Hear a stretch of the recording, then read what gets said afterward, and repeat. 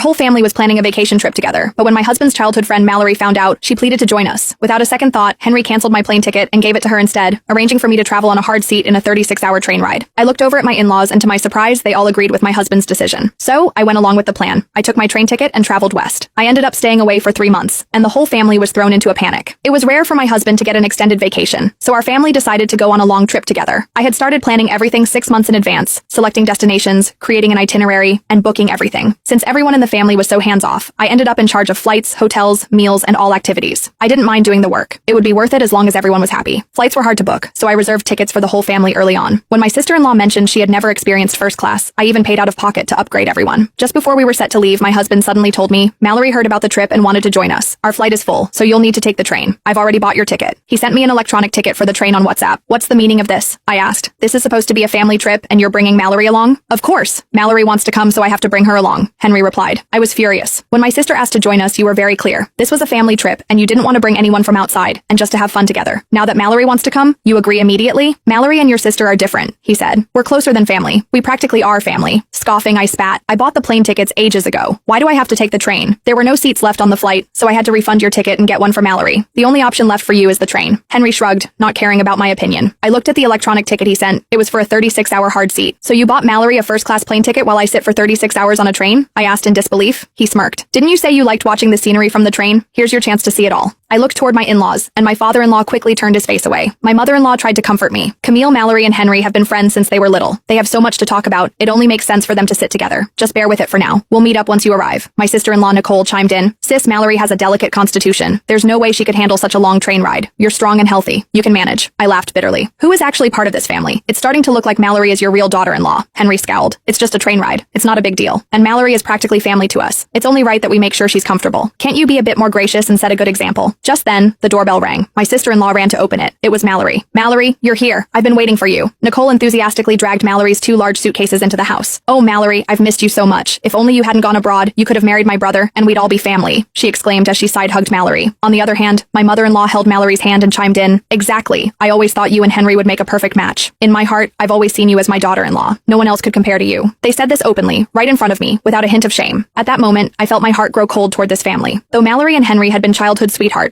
when the Baker family fell on hard times, she left the country without hesitation. It was me who helped the Baker family repay $500,000 debt, and out of gratitude, Henry married me. I had given so much to this family. My parents-in-law weren't in great health, and I'd been caring for Nicole since she was 10, handling everything from cooking and laundry to picking her up from school, helping with her homework, and attending her parent-teacher meetings. Now she was 15, and I had essentially raised her for 5 years. Though I was only her sister-in-law, I felt more like her mother.